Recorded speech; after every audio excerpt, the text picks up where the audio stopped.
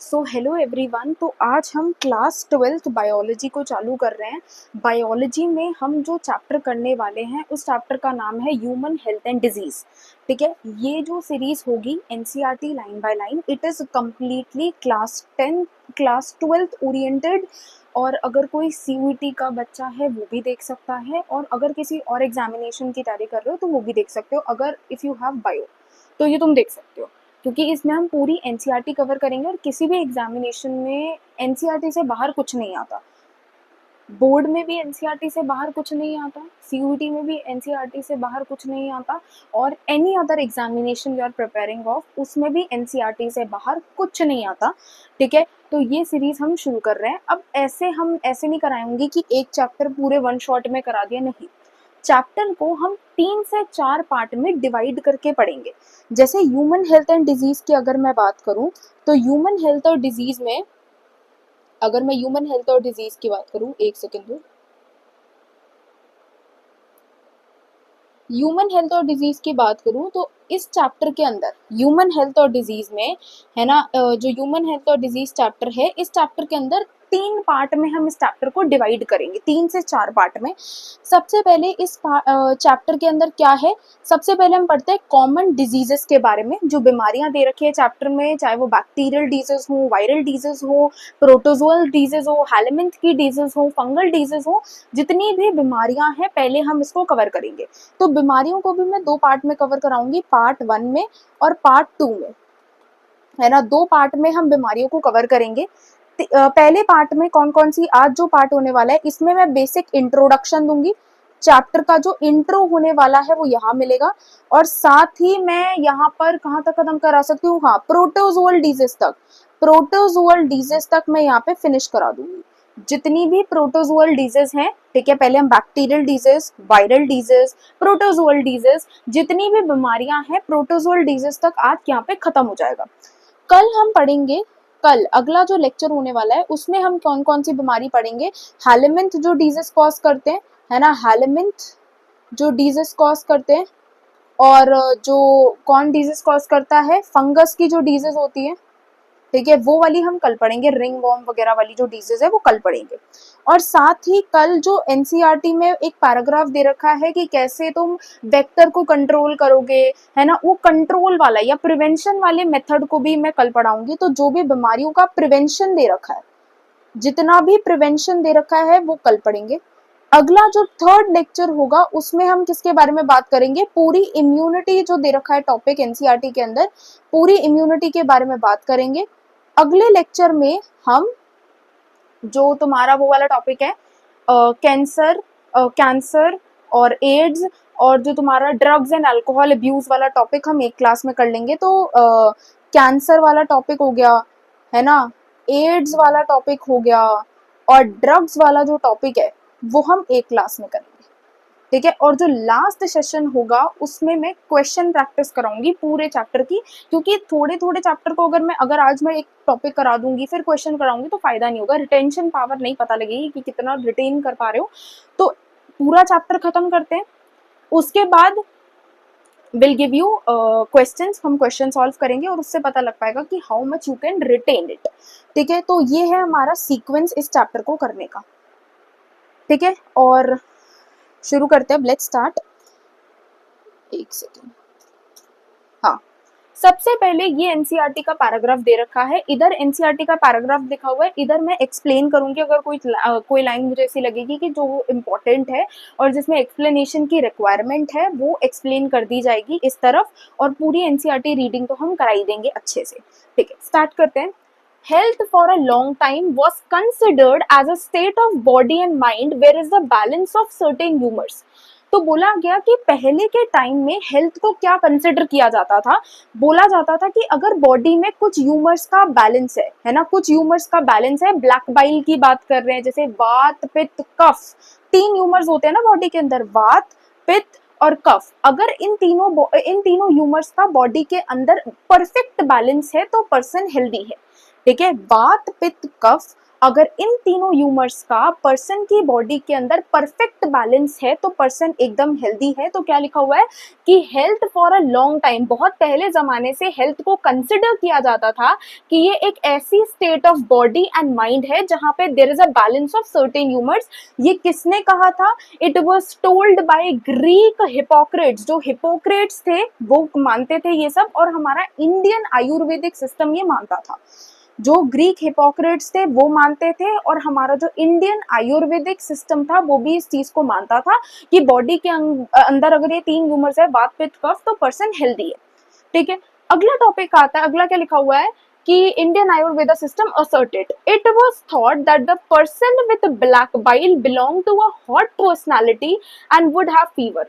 तो बोला गया कि जिन लोगों की बॉडी के अंदर ब्लैक बाइल प्रोड्यूस्ड होता है, जिन पर्सन की बॉडी के अंदर ब्लैक बाइल होता है, they belong to a very hot personality. Hot personality का क्या मतलब है कि उनको या तो हमेशा उनकी तबियत खराब रहेगी, या तो उनको हमेशा बुखार रहेगा, उनका शरीर हमेशा गर्म रहेगा, तो ये होती है हॉट पर्सनालिटी। तो उनकी पर्सनालिटी हॉट होगी and they will have fever, उनको बीमारियां होंगी, उनको बुखार होगा, उनका शरीर जो है वो हमेशा गर्म रहेगा, है ना, मतलब उनका बॉडी टेम्परेचर। क्या मैं ये कह सकती हूँ, इससे मैं कह सकती हूँ कि हॉट पर्सनालिटी का क्या मतलब है? हॉट पर्सनालिटी का मतलब है कि उनकी जो बॉडी है, यहाँ पे लिख देती हूँ, हॉट पर्सनालिटी का क्या मतलब है?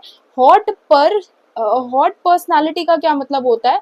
हॉट पर्सनालिटी का ये मतलब है कि उनकी बॉडी हमेशा गर्म रहेगी, मतलब उनकी बॉडी के अंदर क्या रहेगा, उनका टेम्परेचर जो है, बॉडी टेम्परेचर जिसे हम बोलते हैं, वो हाई रहेगा। तो they would have a high temperature, high body temperature, उनका बॉडी टेम्परेचर ज्यादा रहेगा, ये कहने का इसका मतलब है। ठीक है, तो they belong to a very hot personality and would have fever. This idea was at by pure reflective thought. This discovery of blood circulation by William Harvey using experimental method। अब क्वेश्चन आ सकता है कि blood circulation की discovery किसने की थी? Blood circulation की जो डिस्कवरी थी that was done by William Harvey. William Harvey was the one who did the discovery of blood circulation. तो William Harvey who discovered blood circulation, उन्होंने एक्सपेरिमेंटल मेथड प्रोवाइड किया था। तो William Harvey provided experimental method for the demonstration of normal body temperature. तो William Harvey जो scientist थे, उन्होंने बताया था कि जो ब्लैक बाइल वाले लोग होते हैं, ऐसा कुछ नहीं होता कि ब्लैक बाइल जिनकी बॉडी के अंदर है उनको फीवर रहेगा, नहीं, उनका जो बॉडी टेम्परेचर होता है it is very much normal. उनका जो बॉडी टेम्परेचर होता है that is very much normal, ऐसा कुछ फर्क नहीं पड़ता। उन्होंने सबके बॉडी टेम्परेचर को नापा, पहले एक नॉर्मल पर्सन के बॉडी टेम्परेचर को नापा, that was also same, and it was similar to the person जिसके अंदर ब्लैक बाइल था। तो दोनों का जो बॉडी टेम्परेचर था that was very much similar, that was very much similar। तो William Harvey disproved the good humor hypothesis। William Harvey ने गुड ह्यूमर हाइपोथेसिस को क्या कर दिया? डिस्प्रूव कर दिया। He disproved the good humor hypothesis of health। उन्होंने good humour hypothesis of health को डिस्प्रूव कर दिया। तो William Harvey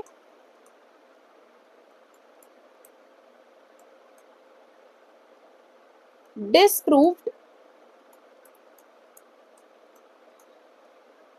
good humor hypothesis। William Harvey disproved good humor hypothesis। अगला टॉपिक चालू करते हैं।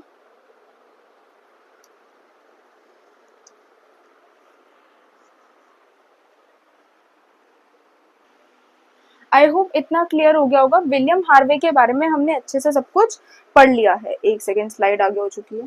हाँ, तो इतना आई थिंक क्लियर हो गया कि अभी हमने बताया कि जो हिपोक्रेट्स थे और जो इंडियन आयुर्वेदा सिस्टम था वो मानता था कि बॉडी में ह्यूमर्स का बैलेंस होगा तभी पर्सन को हम हेल्दी कंसिडर करेंगे। ठीक है, जिन भी लोगों की बॉडी के अंदर ब्लैक बाइल होता है, ठीक है, वो लोग क्या होते हैं, वो लोग हमेशा they belong to a hot personality और उनको हमेशा बुखार वगैरह रहता है।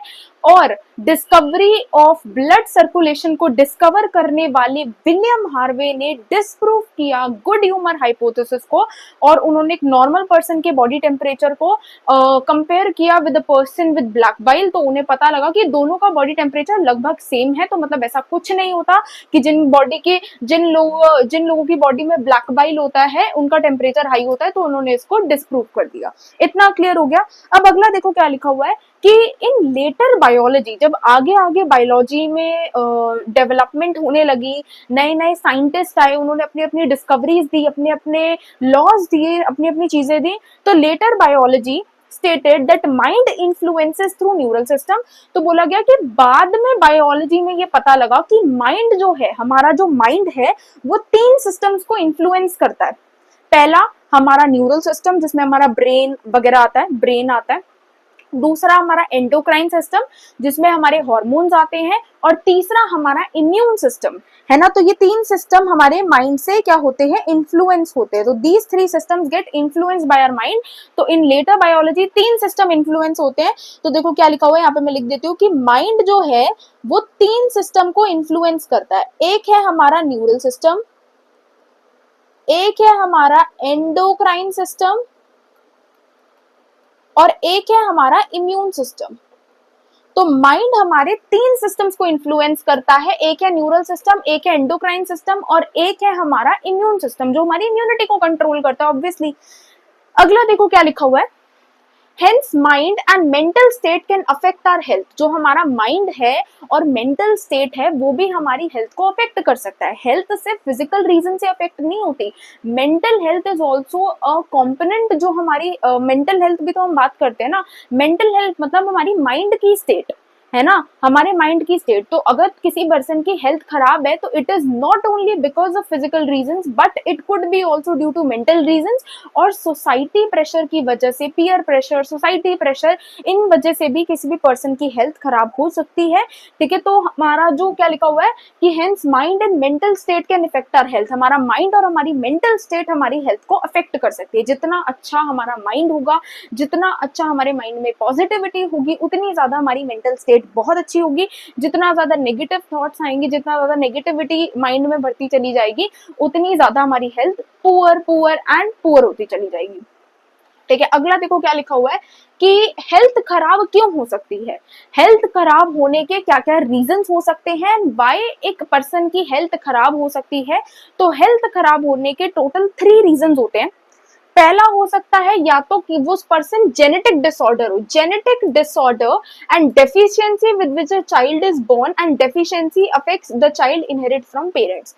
पर्सन की हेल्थ जेनेटिक डिसऑर्डर की वजह से भी खराब हो सकती है। जेनेटिक डिसऑर्डर क्या, वैसे ऐसी बीमारियां, ऐसे डिसऑर्डर्स जो तुम्हें पेरेंट्स से मिले हो, ठीक है, जो तुम्हें जन्म से हो, from birth and you inherited from your parents.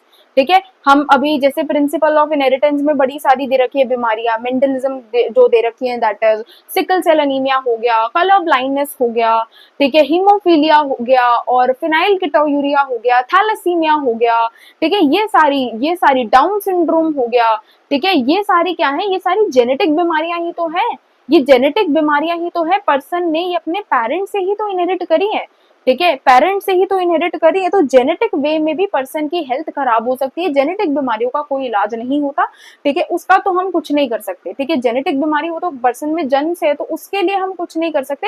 ठीक है, तो ये पहली हमारी जेनेटिक बीमारी है। अगली बीमारी कौन कौन सी होती है, सेकेंड बीमारी है इन्फेक्शंस की वजह से। इन्फेक्शंस मतलब कोई बीमारी हो गई, जैसे कॉमन कोल्ड हो गया, कोई वायरल है ना, जुकाम हो गया, खांसी हो गई, और टाइफाइड हो गया, मलेरिया हो गया, ये इन्फेक्शियस हम इस चैप्टर में पढ़ेंगे। कोई इन्फेक्शियस हो गया, कोई एलर्जी हो गई, उससे भी तो पर्सन की हेल्थ अफेक्ट हो सकती है। ठीक है, उससे भी तो पर्सन की हेल्थ अफेक्ट हो सकती है। मच्छर ने काट लिया, एलर्जी हो गई, बैक्टीरियल डिजीज हो गई, है ना, मच्छर ने काट लिया, एलर्जी हो गई, बैक्टीरियल डिजीज हो गई, तो उससे भी पर्सन की हेल्थ क्या अफेक्ट नहीं हो सकती, बिल्कुल अफेक्ट हो सकती है।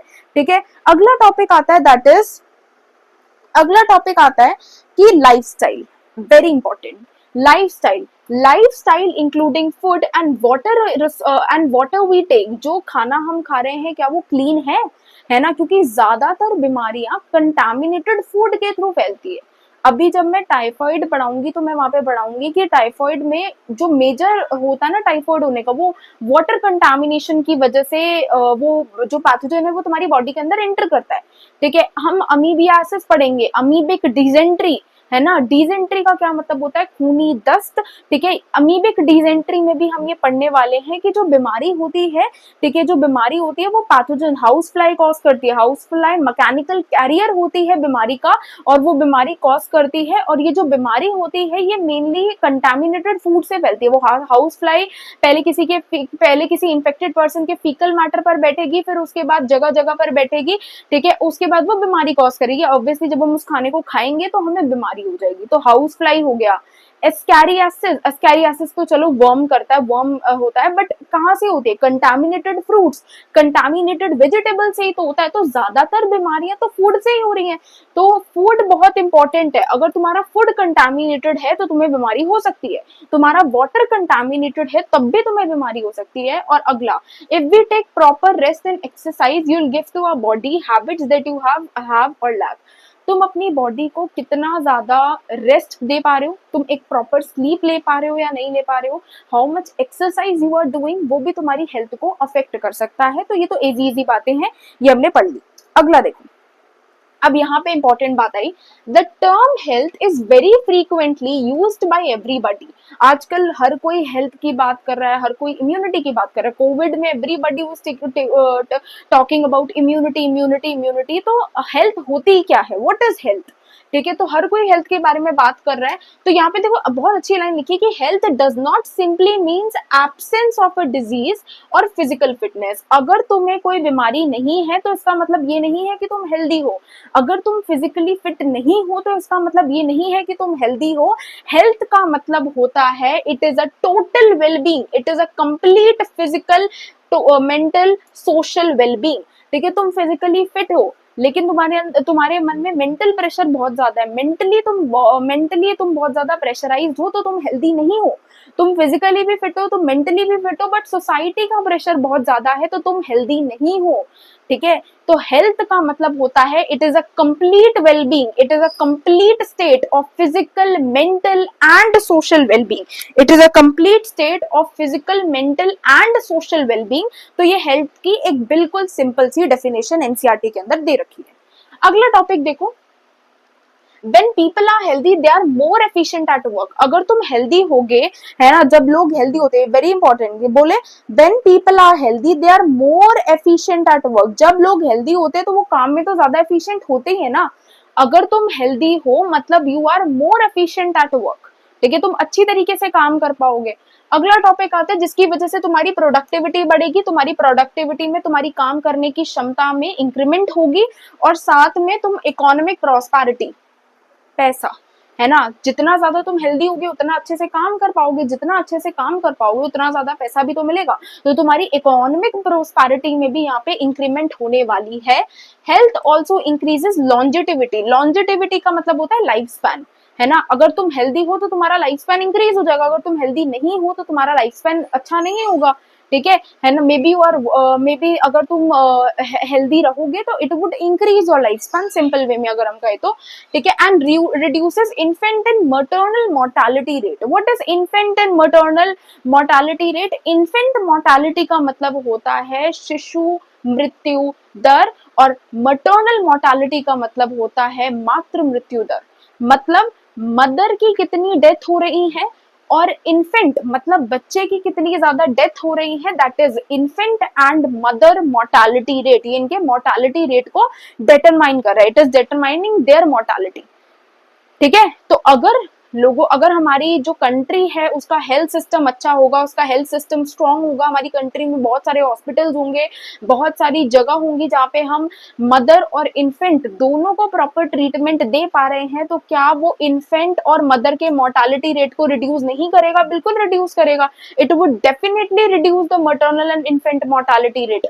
क्लियर हो गया?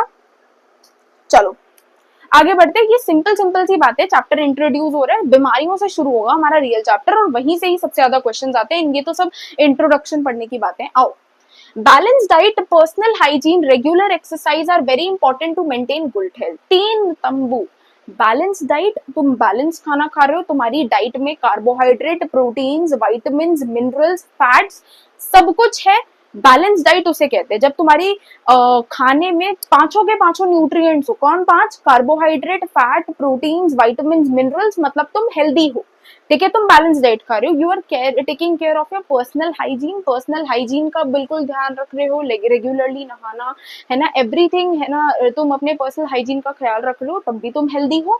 और अगर तुम रेगुलर एक्सरसाइज कर रहे हो, कुछ ना कुछ एक्सरसाइज कर रहे हो, प्लेइंग कर रहे हो, कुछ खेल रहे हो, क्रिकेट खेल रहे हो, फुटबॉल खेल रहे हो, बैडमिंटन खेल रहे हो, कोई भी योगा कर रहे हो, कुछ भी कर रहे हो, कोई भी फिजिकल एक्सरसाइज कर रहे हो, तो तुम हेल्दी हो, ठीक है।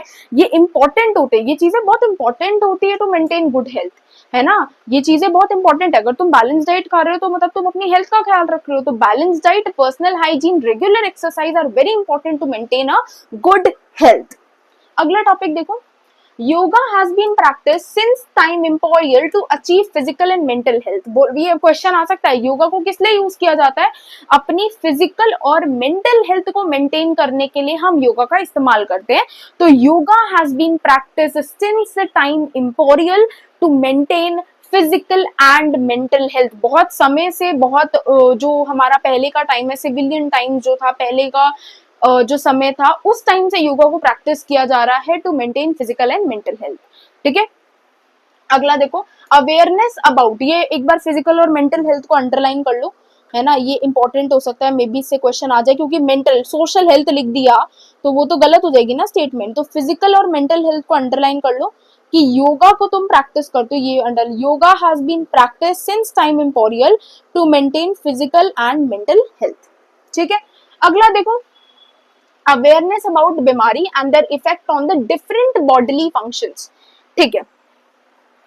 बीमारी के बारे में अवेयर होना भी बहुत ज्यादा इंपॉर्टेंट है ना। तुम तभी अपना ख्याल रख पाओगे अगर तुम्हें पता होगा कि ये बीमारी होती है, इस बीमारी के लिए क्या करना होता है। इस बीमारी, फॉर एग्जांपल, अगर मुझे मलेरिया, किसी को मलेरिया हो गया, तो मलेरिया के लिए ये चीजें करनी पड़ती है, यहाँ यहाँ से ट्रीटमेंट कराना पड़ता है, ये दवाइयां खानी होती है। तो अगर तुम बीमारी के बारे में अवेयर हो, तो अगर तुम्हारी हेल्थ खराब भी है तब भी तुम अपनी हेल्थ को इम्प्रूव कर सकते हो, ठीक है। तो सबसे पहली बात है कि अगर तुम्हें कोई बीमारी है, तुम्हें उसके बारे में अवेयर तो जरूर होना चाहिए, because most of the people, आज भी इंडिया के अंदर बहुत सारे लोगों को ये पता ही नहीं है कि कैंसर, एड्स, ये सब छूने से नहीं फैलते, है ना। अगर मैं किसी को टच कर लूं तो मुझे कैंसर या मुझे एड्स नहीं हो जाएगा उससे, ठीक है। तो most of the people in our country today are unaware कि कैंसर और एड्स मेयर बाय टचिंग से नहीं फैलते, बॉडी फ्लूइड्स के कांटेक्ट से फैलते हैं, ठीक है। बॉडी फ्लूइड्स का जब कांटेक्ट होता है, ब्लड कांटेक्ट होता है ना, दो फ्लूइड्स का कांटेक्ट होता है, तब कैंसर और तब बेसिकली एड्स तो ऐसे फैलता है, कैंसर तो फैलता ही नहीं है। कैंसर तो नॉन, मतलब उसका तो नॉन कम्युनिकेबल डिजीज है, वो तो फैलता ही नहीं है। एड्स की अगर मैं बात करूं तो बॉडी फ्लूइड्स के कांटेक्ट से फैलता है, वैसे नहीं फैलता, टच करने से नहीं फैलता, but most of the people are unaware. तो बीमारी के बारे में पता होना बहुत जरूरी है, वेरी इंपॉर्टेंट। अगला टॉपिक है vaccination, immunisation against the infectious disease.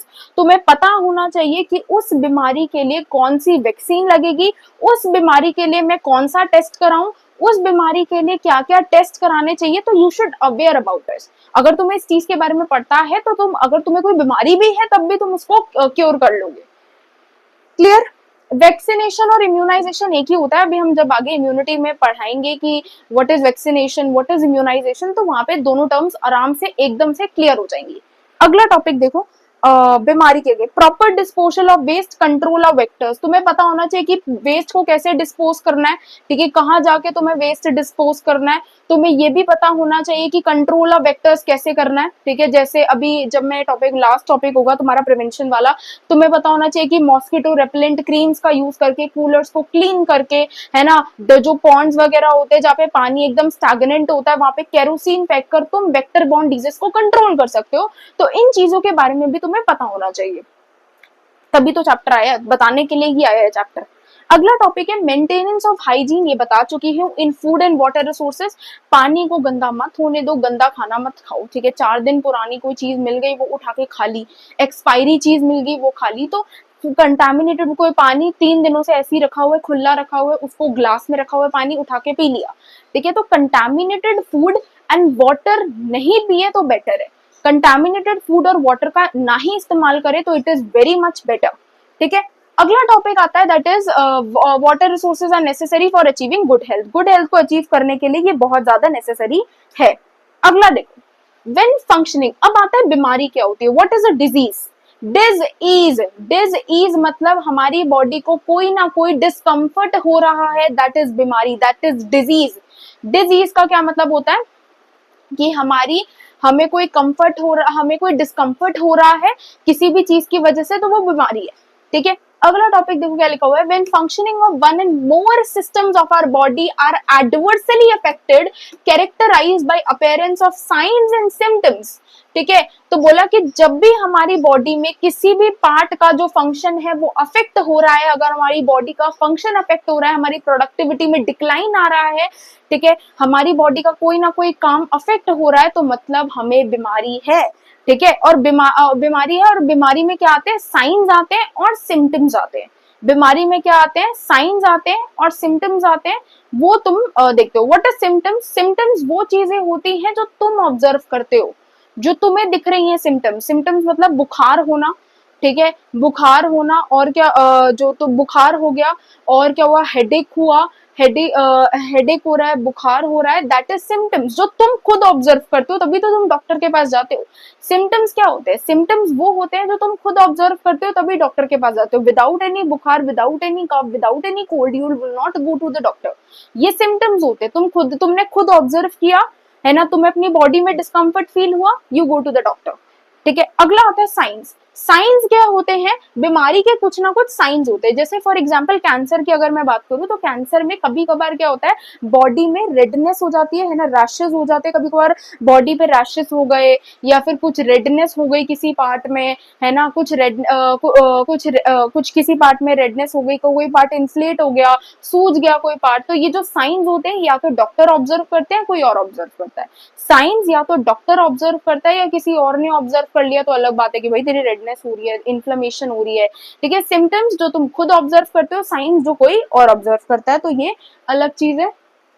अगला ये इंपॉर्टेंट है, disease which are transmitted from one person to another are known as infectious disease. ऐसी बीमारियां, यहाँ देख लो मैं अंडरलाइन कर रही हूँ कि ऐसी बीमारियां, डिजीज विच ट्रांसफॉर्म, ये देखो, ऐसी disease which transform from one person to another are called infectious disease. उन्हें क्या बोलते हैं, इन्फेक्शियस डिजीज बोलते हैं। Infectious disease are very common, बहुत कॉमन है, आए दिन किसी ना किसी को बीमारी होती रहती है, कोल्ड हो गया, कफ हो गया, तो ये तो बहुत कॉमन है ना, आए दिन कोई ना कोई इस बीमारी से सफर करता ही रहता है। कुछ इन्फेक्शियस डिजीज बहुत ही ज्यादा फेटल होते हैं, कुछ फेटल मतलब कि अगर ये बीमारी हो गई तो मृत्यु तो पक्की है, वेरी मच फेटल, है ना, बहुत ज्यादा खतरनाक। जो इन्फेक्शियस डिजीज हमारे पास दे रखी है वो है AIDS. AIDS acquired immunodeficiency syndrome, acquired immunodeficiency syndrome, है ना, ये एक ऐसी बीमारी है जो बहुत खतरनाक है, बहुत ज्यादा फेटल है ना, और अगर ये किसी को हो गई तो कोई ना इसका अभी तक कोई ट्रीटमेंट डिफाइन किया है किसी ने, ना तो अभी इसकी कोई वैक्सीन है, कुछ भी नहीं है। ठीक है, बस एक टेस्ट दे रखा है ना, वो टेस्ट भी तुम्हें डिटेक्ट कराने के लिए कि तुम्हें एड्स है या नहीं है, तो वो टेस्ट है बस। ठीक है, तुम्हारा अभी तक इसके बारे में कुछ भी, ना तो वैक्सीन कुछ डेवलप हुई, ना कोई प्रिवेंटिव मेथड, प्रिवेंशन है, prevention is the only cure, लेकिन कोई वैक्सीन नहीं है और कुछ भी नहीं है इस बीमारी के बारे में, तो सबसे ज्यादा वेटल है।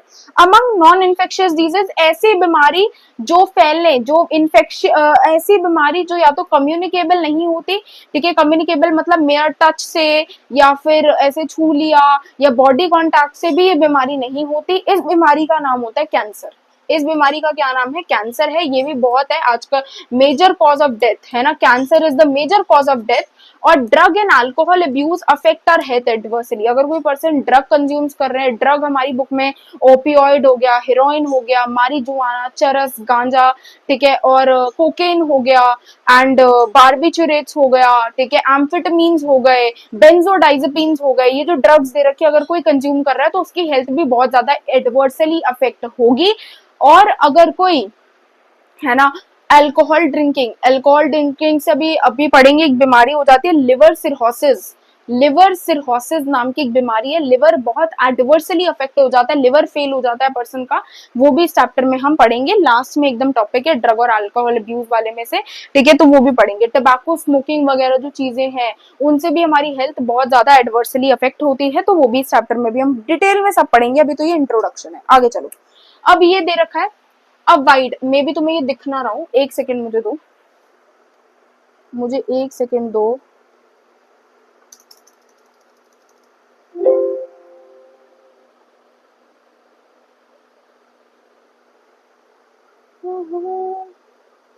एक सेकेंड एक सेकेंड, है ना, मैं थोड़ा एडजस्ट कर लूं, मे बी तुम्हें नहीं दिख रहा। तो आई थिंक इतना तुम्हें अभी तक समझ आ गया है ना, इतना तुम्हें अभी तक समझ आ गया है कि हमें कैसे कैसे क्या क्या और सब पढ़ना है जो, ठीक है, इतना अभी तक आई थिंक तुम्हें समझ आ गया होगा, ठीक है।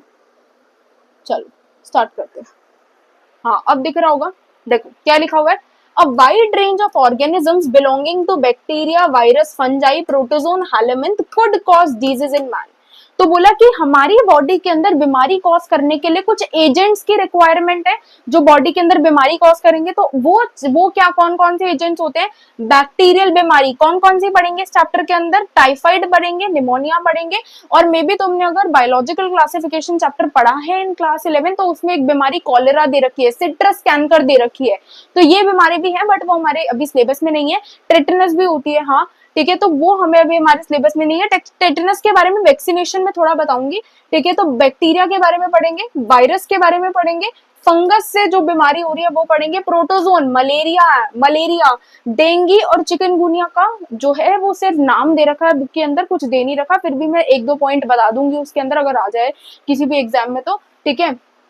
तो प्रोटोजोअन डिजीज के बारे में पढ़ेंगे, हेलमिंथ जो बीमारी कॉज करते हैं, हेलमिंथ तुमने अगर एनिमल किंगडम में पढ़ा होगा, एस्कैरिस, ठीक है, बूचरेरिया, द फिलेरियल वर्म, दो बीमारी दे रखी है, एस्कैरियासिस कॉज करता है और बूचरेरी है ना फिलेरियासिस कॉज करता है, ठीक है। तो वो बीमारी हम यहाँ पढ़ेंगे, और कौन सी है फंगस वाली बीमारी, रिंगवर्म, ठीक है, रिंगवर्म वो भी यहाँ पढ़नी है। अगला टॉपिक होता है could cause disease in man, ये बीमारी कौन कर सकता है? In both man and women, not only man. Such disease causing organisms are called pathogens, है ना। ये जो डिजीज कॉजिंग ऑर्गेनिजम्स होते हैं, वेरी इंपॉर्टेंट क्वेश्चन, डेफिनेशन आ गई तो, ठीक है। तो ये जो डिजीज कॉजिंग है ना, जो डिजीज कॉजिंग है ना, तो ये क्या लिखा हुआ है कि सच डिजीज कॉजिंग, वाइट ले ले जरा पेन, हाँ, तो क्या लिखा हुआ है कि ये सच डिजीज, ये डिजीज कॉज करने वाले पैथोजन को, ये बीमारी कॉज करने वाले पैथोजन को हम क्या बोलते हैं? पैरासाइट्स बोलते हैं। क्या द डिजीज कॉजिंग पैथोजन, ये जो बीमारी कॉज करने वाले एजेंट्स होते हैं पैथोजन बोलते हैं, पैरासाइट अभी रुक जाना, ये डिजीज कॉजिंग जो एजेंट्स होते हैं उन्हें क्या बोलते हैं? पैथोजन बोलते हैं। Most parasites are therefore pathogen, ये क्या लाइन बोलना चाह रहा है ध्यान से सुनो, बोला कि ज्यादातर जो पैरासाइट होता है वो पैथोजन ही है। क्यों? पेन रख दो, क्यों ऐसा बोल रहे हैं? क्योंकि हम जो पैथोजन होता है बैक्टीरिया है, बैक्टीरिया तुम्हारी बॉडी के अंदर एंटर करेगा, वायरस तुम्हारी बॉडी के अंदर एंटर करेगा, वायरस तो वैसे भी बाहर इनएक्टिव होता है, होस्ट की बॉडी के अंदर आने के बाद ही वो एक्टिवेट होता है। फंगस या रिंग वर्म तुम्हारी दांत खाज खुजली, वो तो एक्सटर्नल है, वो छोड़ दो। प्रोटोजोन, एस्केरियासिस, स्मॉल इंटेस्टाइन में बहुत सारे वर्म्स आ जाते हैं, वो तुम्हारी बॉडी के अंदर एंटर कर रहे हैं। तो पैरासाइट मतलब वो तुम्हारी बॉडी से न्यूट्रिशन डिराइव कर रहे हैं। What is parasite? तुम्हारी बॉडी का इस्तेमाल कर कर, तुम्हारी बॉडी से रिप्रोड्यूस कर कर, तुम्हारी बॉडी में अपनी प्रोजेनीज को डेवलप कर कर, है ना, तुम्हारी बॉडी तुम्हें एज अ होस्ट इस्तेमाल कर कर, ठीक है, वो क्या कर रहा है? वो तुम्हारी बॉडी से न्यूट्रिएंट्स ले रहा है, वो तुम्हारी बॉडी का इस्तेमाल कर कर अपनी प्रोजेनी की ग्रोथ करा रहा है, तो वो पैरासाइट पैथोजन ही तो है। पैरासाइट यही तो होते हैं जो पैथोजन है। जो पैरासाइट के काम बताए, क्या वो पैथोजन कर रहे हैं? क्या जो पैथोजन है वो हमारी बॉडी के अंदर एंटर कर रहे हैं? बिल्कुल एंटर कर रहे हैं। तो पैरासाइट भी वो करता है ना, हमारी बॉडी से काम निकलवा रहे हैं, बिल्कुल कर रहे हैं। हमारी बॉडी को यूज कर रहे हैं, बिल्कुल यूज कर रहे हैं, हमारी बॉडी में बीमारी, हमारी बॉडी के फंक्शंस को एडवर्सली अफेक्ट कर रहे हैं, बिल्कुल कर रहे हैं। तो जो पैरासाइट होते हैं, मोस्ट पैरास, तभी मोस्ट लिखा है, सारे नहीं लिखा, मोस्ट पैरासाइट और पैथोजन, क्योंकि उन्हें पता है फंगस हमारी बॉडी के अंदर एंटर नहीं करता, फंगस हमारी बॉडी के अंदर एंटर नहीं करता, फंगस हमें बाहर से ही बीमारी कॉज करता है, ठीक है। हमारे यहाँ पे कॉज कर दिया, बियर्ड एरिया में कॉज कर दिया, ग्राउंड रीजन में कॉज कर दिया, तो फंगस बॉडी के अंदर नहीं एंटर करता है, तभी लिखा हुआ है कि मोस्ट पैरासाइट आर पैथोजन, तभी सारे नहीं लिखे हुए, मोस्ट लिखे हुए। अगला देखो, they could harm to the host by living in, है ना, बॉडी के अंदर रहते हैं तभी होस्ट को हार्म करते हैं। होस्ट को कैसे हार्म करते हैं? उनकी बॉडी के अंदर रहकर, ठीक है। Pathogen can either enter our body through various means and multiply and interfere. Body के अंदर जो पैथोजन है वो कहीं से भी एंटर कर सकता है, कंटामिनेटेड फूड से एंटर कर सकता है, वाटर से एंटर कर सकता है, तुम्हारी फीकल मैटर से तुम्हारी बॉडी के अंदर एंटर कर सकता है, कहीं से भी पैथोजन एंटर कर सकता है ना। तो pathogen can enter to anyway, कहीं से भी हमारे जो बॉडी के अंदर पैथोजन है, कहीं से भी जो हमारी बॉडी के अंदर पैथोजन है वो एंटर कर सकता है, ठीक है। हमारी बॉडी के अंदर जो पैथोजन है वो कहीं से भी एंटर कर सकता है, ठीक है। और हमारी बॉडी के अंदर की जो वाइटल एक्टिविटीज होती है, मॉर्फोलॉजिकल डैमेज का क्या मतलब होता है कि वीकनेस होना, टायर्डनेस होना, हेडेक होना, ये मॉर्फोलॉजिकल डैमेज ही तो है, ठीक है। बहुत ज्यादा इन्फ्लेमेट हो गई बॉडी, ठीक है ना, बहुत ज्यादा पतले हो गए, मॉर्फोलॉजिकल डैमेज कॉज करता है। और फंक्शनल डैमेज तो कॉज कर ही रहा है, बॉडी ऑर्गन्स को अफेक्ट करता है, बॉडी एक्टिविटीज को अफेक्ट करता है, तो फंक्शनल डैमेज भी कॉज कर रहा है और मॉर्फोलॉजिकल डैमेज भी कॉज कर रहा है। आगे बढ़ते हैं, अगला टॉपिक आता है। अब देखो क्या हुआ है, pathogen have to adapt life to within the environment of the host. अब क्या है कि पैथोजन जहां से भी एंटर कर रहा है हमें फर्क नहीं पड़ता, पैथोजन बॉडी के अंदर तभी सरवाइव कर पाएगा, पैथोजन होस्ट की बॉडी के अंदर तभी सरवाइव कर पाएगा, है ना। तो तभी सरवाइव कर पाएगा अगर उसे पता हो कि उसे सरवाइव कैसे करना है, ठीक है। वो तभी उस पार्ट से एंटर करेगा ना, उसे पता है कि मैं यहाँ सरवाइव कर लूंगा, वो तभी तो यहाँ से एंटर करेगा। वो पैथोजन इज नॉट, है ना, पैथोजन वो थोड़ी है कि उसको नहीं पता या फिर उसको ठीक है उसको कोई प्रॉब्लम है, नहीं। अगर वो जिस भी जगह से एंटर कर रहा है उसे पता है कि मैं वहां पे सरवाइव कर लूंगा, तभी वो वहां से एंटर कर रहा है। फॉर एग्जाम्पल तुम्हारी एनसीईआरटी में दे रखा है कि for example pathogen that enter the gut must know a way of surviving in the stomach at low pH. बोला कि पैथोजन जो तुम्हारी गट में एंटर कर रहा है, गट मतलब, ठीक है, पैथोजन जो तुम्हारा ये तुम्हारा स्टमक है, ठीक है।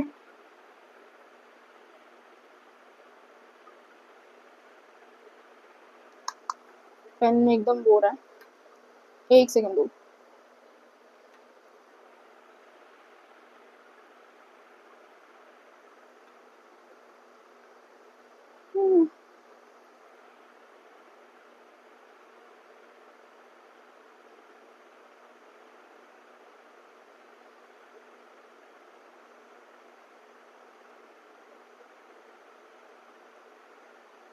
अगर कोई पैथोजन तुम्हारी, बिल्कुल बेकार स्टमक बना, अगर कोई पैथोजन तुम्हारे स्टमक के अंदर एंटर कर रहा है तो उस पैथोजन को पता है कि तुम्हारे स्टमक के लो पीएच, है ना, उस पैथोजन को पता है कि how to survive towards the low pH of the stomach, कि स्टमक के लो पीएच से कैसे सर्वाइव करना है। The pathogen is very much aware of, ठीक है। तो आई थिंक इतना क्लियर हो गया होगा इस चैप्टर के अंदर। एक सेकेंड दो।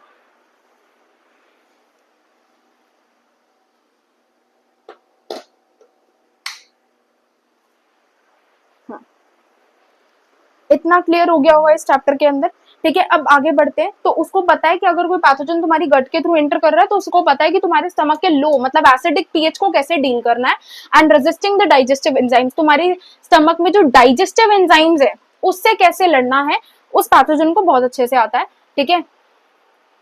तो अब हम यहाँ पर अलग अलग तरह की बीमारियों के बारे में पढ़ेंगे, यही दे रखा है इसमें, इस पैराग्राफ में कुछ नहीं दे रखा। यहाँ तक मैंने सारा बता दिया कि पैथोजन अगर बॉडी में एंटर कर रहा है तो उसको पता है कि स्टमक के लो पीएच से कैसे सर्वाइव करना है और डाइजेस्टिव एंजाइम्स को कैसे केटर करना है। चलो अब पढ़ते हैं कॉमन डिजीज। यहाँ से तुम्हारी कॉमन डिजीज चालू हो रही है, मैं लिख देती हूँ यहाँ पे, यहाँ से तुम्हारी CD कॉमन डिजीज चालू हो रही है। अब कॉमन डिजीज को याद करने का तरीका है, एक मैं बताती हूँ। ये जैसे फॉर एग्जाम्पल तुम्हारी कोई भी कॉपी है, मैं कॉपी कहाँ से लूं, हाँ, ये तो OMR पढ़ी है, लो मैं OMR ही दिखाती हूँ। तुम्हारी कोई भी कॉपी है, तुम्हारी कोई भी कुछ है, तुम क्या करोगे, अपनी कॉपी का एक वर्टिकल सेक्शन बना लोगे। ये तुम्हारा वर्टिकल सेक्शन है, टैब्यूलर फॉर्म में तुम उसको करोगे।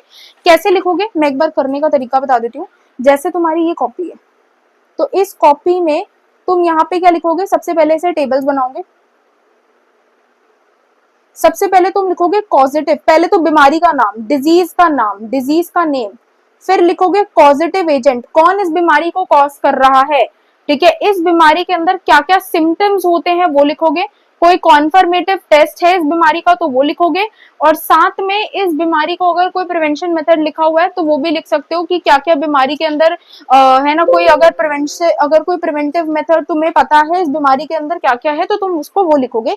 तो ऐसे कॉपी के अंदर टैबुलर फॉर्म में you have to draw it, है ना। कॉपी के अंदर टैबुलर फॉर्म में, है ना, कॉपी के अंदर टैबुलर फॉर्म में you have to draw it. सबसे पहले बीमारी का नाम, कॉजेटिव एजेंट, है ना, सिम्टम्स, कोई कॉन्फर्मेटिव टेस्ट है, सारी चीजें तुम्हें लिखनी है यहाँ पे इस टेबल में, ठीक है। या फिर I will provide the table, but better is कि तुम खुद ये टेबल बनाओ और इसको अपने आप खुद सॉल्व करो, तभी बीमारियां लर्न होंगी, ठीक है।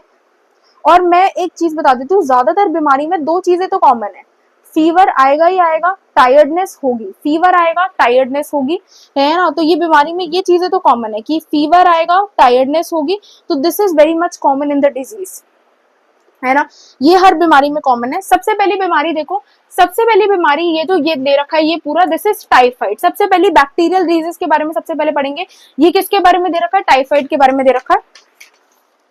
किसके बारे में दे रखा है, टाइफाइड में। तो सैल्मोनेला टाइफी, पूरा नाम है salmonella typhimurium, is a pathogenic bacterium that causes typhoid fever in human beings.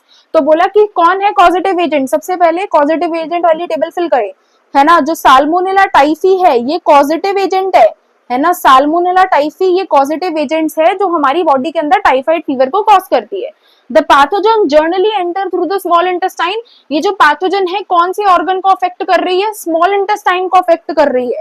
तो ये जो पैथोजन है ये कहां से एंटर करता है जर्नली, ये पैथोजन जर्नली हमारी स्मॉल इंटेस्टाइन से एंटर करता है। और ये कौन सा मोड ऑफ इसका एक्शन है, मोड ऑफ एक्शन है food and water contamination.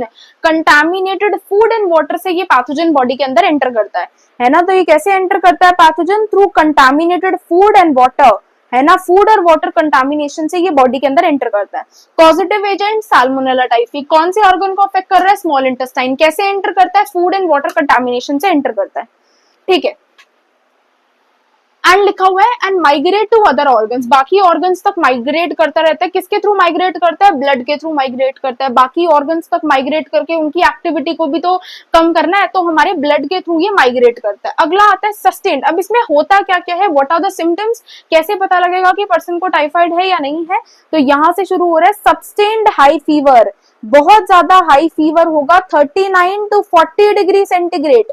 Person को सस्टेन्ड हाई फीवर होगा, बहुत ज्यादा हाई फीवर होगा, from 39 to 40 degree centigrade. Weakness होगी ही होगी, बता चुकी हूँ। स्टमक में पेन होगा, है ना। स्टमक पेन हो रहा है बिकॉज हमारे स्मॉल इंटेस्टाइन को अफेक्ट कर रहा है, तो स्टमक में भी दर्द होगा। कंस्टिपेशन हो सकती है, कॉन्स्टिपेशन भी हो सकती है, हेडेक होगा ही होगा। लॉस ऑफ एपेटाइट का क्या मतलब है, भूख नहीं लगेगी, ठीक है। लॉस ऑफ एपेटाइट का मतलब है कि कुछ खाने का मन नहीं होगा, कुछ भूख नहीं लगेगी, तो that is loss of apatite, ठीक है। खाने का मन नहीं होगा, भूख नहीं लगेगी, that is loss of appetite. तो लॉस ऑफ एपेटाइट हो जाएगा, कुछ खाने का मन नहीं करेगा। Some of the common symptoms of this disease, ये जो सारे है ना, हाई फीवर 49 to 30, 39 to 40, ये वीकनेस हो गया, स्टमक में दर्द हो गया, कॉन्स्टिपेशन हो गया, हेडेक हो गया, लॉस ऑफ एपेटाइट हो गया, ये सारे कॉमन सिम्टम्स होते हैं इस बीमारी के, ठीक है। अगला, इंटरस्टाइनल परफोरेशन एंड डेथ में अकर इन सीवियर केसेस, बिल्कुल सही बात है।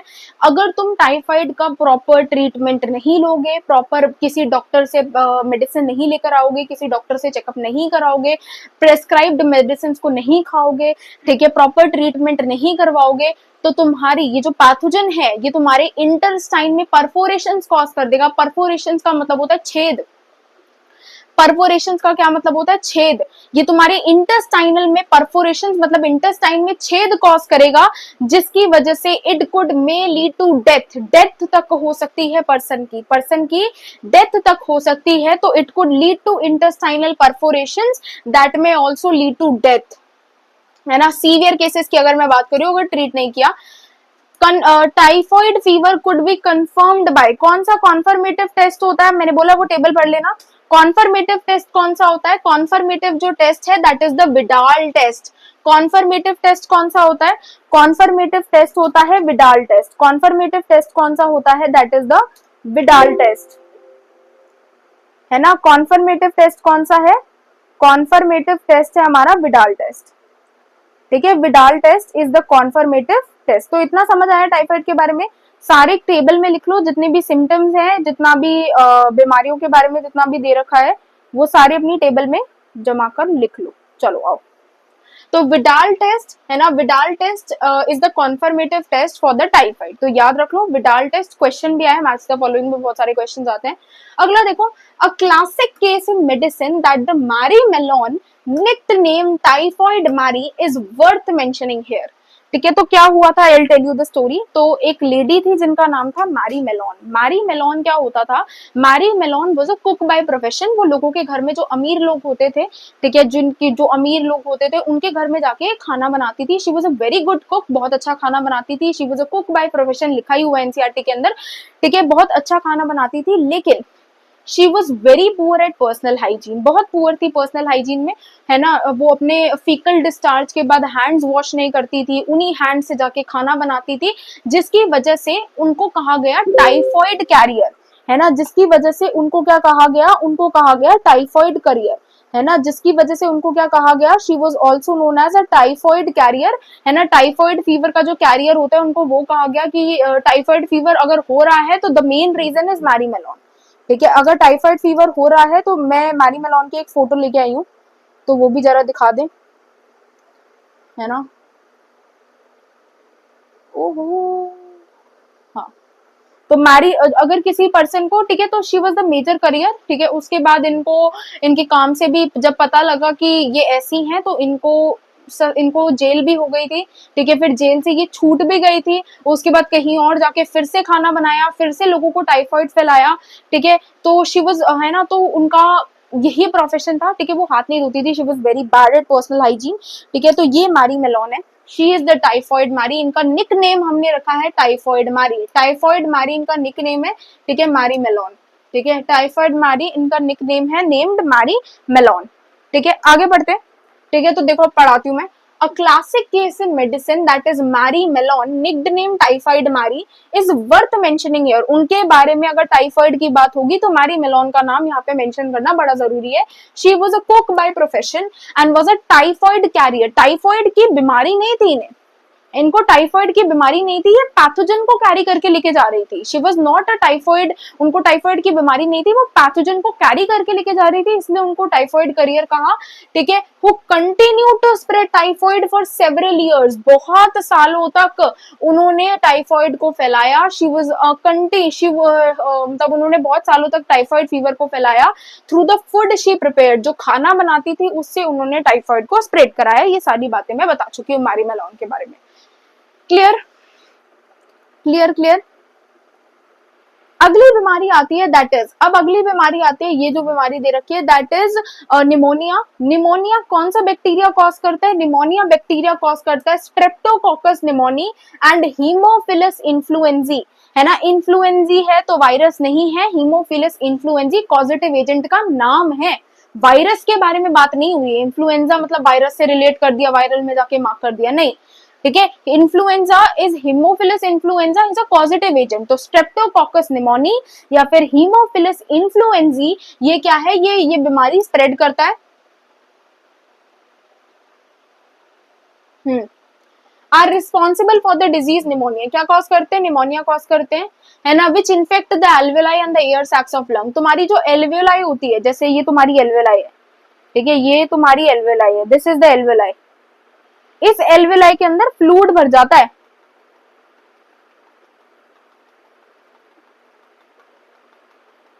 एल्वेलाई के अंदर क्या होता है?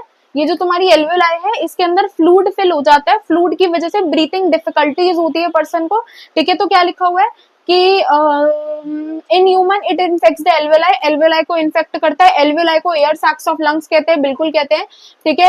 As a result the infection the alveoli get filled with fluid, एक फ्लूइड भर जाता है एल्वेलाई के अंदर, leading to severe problems in respiration, सांस लेने में बहुत दिक्कत होती है, रेस्पिरेशन में बहुत प्रॉब्लम होती है।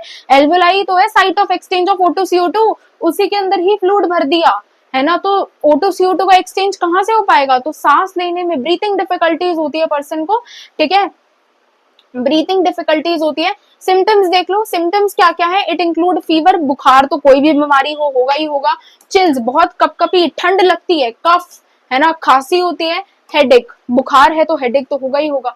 अगला, सीवियर केसेस में लिप्स एंड नेल्स में turn grey to blue, very important है ना, जहां पे वहां पे सीवियर केस में क्या हुआ था, इंटेस्टाइनल परफोरेशंस है ना, इंटेस्टाइनल परफोरेशंस, यहाँ पे सीवियर केसेस में क्या होगा, सीवियर केसेस में तुम्हारी जो लिप्स है ना, वो सब में क्या लिखा हुआ है कि इन severe cases the lips and the finger nails में टर्न ग्रे टू ब्लू, जो तुम्हारे लिप्स हैं और जो तुम्हारे फिंगर नेल्स हैं वो क्या हो जाएंगे, grey to bluish in colour हो जाएंगे, है ना, they will turn grey to bluish. तो in severe cases the lips and the lips finger nail may turn gray to bluish in color. A healthy person inquire the, अब कैसे, ये क्या है, ये जो है ये फोमाइट बॉर्न है। अगर मैं इनका एक छोटा सा लूं, जैसे वो वाला क्या था, वाटर कंटामिनेशन के, तो जो निमोनिया होता है ना, ये वाली बीमारी है ना, ये कैसी होती है, ये फोमाइट बॉर्न है।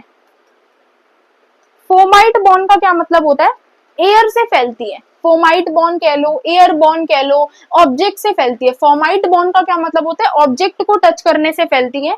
तो a healthy person acquire the infection by inhaling the droplets and the aerosols released by the infected person. infected person ने for example sneeze किया तो कुछ droplets बाहर आए, वो droplets अगर healthy air के through spread होंगे to a healthy person के पास चलेगा, उसको भी निमोनिया हो जाएगा। तो a healthy person acquire the infection by inhaling the droplets and the aerosols released by the infected person. clear? आगे देखो, और इवन बाय शेयरिंग ग्लासेस, अगर इस पर्सन ने पानी पिया और तुमने उसी के ग्लास से पानी पी लिया, तुम्हें भी निमोनिया हो जाएगा। यूटेंसिल शेयर करने से भी होता है, तुम खाना एक दूसरे की प्लेट से खा रहे हो, उससे भी हो जाएगा विद द इन्फेक्टेड पर्सन, है ना, तुम खाना एक दूसरे की प्लेट से खा रहे हो विद द, तो तुम्हें क्या हो जाएगा, है ना, तुम्हें क्या हो जाएगा, तुम्हें भी निमोनिया हो जाएगा, है ना। तो इतना क्लियर हो गया। तो हमने इस चैप्टर में 2 बैक्टीरियल डिजीज दे रखी थी, 3 के नाम दे रखे, वो मैं भी बताती हूँ। बेसिक 2 बैक्टीरियल डिजीज दे रखी थी, वो हम पढ़ चुके हैं, ठीक है, वो पढ़ चुके हैं। इतना क्लियर है, पहले ये बता दो इतनी बैक्टीरियल डिजीज के बारे में, इफ यू आर क्लियर तो then tell.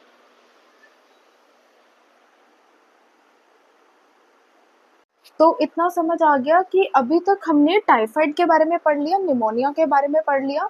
Now we are talking about NCERT में 3 और बैक्टीरियल डिजीज के नाम मेंशन है। सबसे पहला जो बैक्टीरियल डिजीज दे रखा है that is dysentery, plague and diphtheria. इनके बारे में ज्यादा जानने की जरूरत नहीं है, फिर भी मैं बता देती हूँ। डिसेंट्री का मतलब होता है दस्त लगना, ठीक है, खूनी दस्त जिसे बोलते हैं डिसेंट्री। जैसे मैंने बोला अमीबिक डिसेंट्री, तो खूनी दस्त इज डिसेंट्री। प्लेग, चूहों की बीमारी को प्लेग बोलते हैं, ये एक टाइम पर महामारी थी, इट इज एन पेंडेमिक, ठीक है, it was a great pandemic. और डिप्थेरा एक बीमारी होती है। अब मैं इनके पॉजिटिव एजेंट बता देती हूँ, इनसे ज्यादा तुम्हें जानने की कुछ जरूरत ही नहीं है, ध्यान से देखो। प्लेग कौन कॉज करता है, plague is caused by Yersinia pestis. लिख देती हूँ मैं, है ना, कि अगर पेपर में आता भी है तो यू नो एवरीथिंग, ठीक है, अगर पेपर में आता भी है तो यू नो एवरीथिंग। तो प्लेग कौन कॉज करता है, plague is caused by Yersinia pestis. एक सेकेंड दो बेटा, तो यहाँ पे लिख लो ऐसे डॉट मार के, प्लेग कौन कॉज करता है, plague is caused by Yersinia pestis. Diphtheria कौन कॉज करता है और डिसेंट्री कौन कॉज करता है, diphtheria is caused by corynebacterium diphtheriae. Diphtheria is caused by corynebacterium diphtheriae, ठीक है। और डिसेंट्री कौन कॉज करता है? Dysentery is caused by shigella, ठीक है। और तुम्हारा जो अमीबिक डिसेंट्री है वो कॉज करती है एंट अमीबा हिस्टोलाइटिका, ठीक है। Dysentery is caused by Shigella and जो अमीबिक डिसेंट्री है it is caused by entamoeba histolytica. आगे बढ़ते हैं। तो टाइफाइड मेरी के बारे में ये मैं बता चुकी हूँ, आगे बढ़े, ठीक है। दिख रहा है क्या? एक तो ना मेरे को सेंटर में लाना चाहिए था सारी फाइल्स को, मैंने सोचा यार दिखेगा नहीं, रुको, ठीक है, 1 सेकंड का टाइम दो मेरे को प्लीज, ठीक है।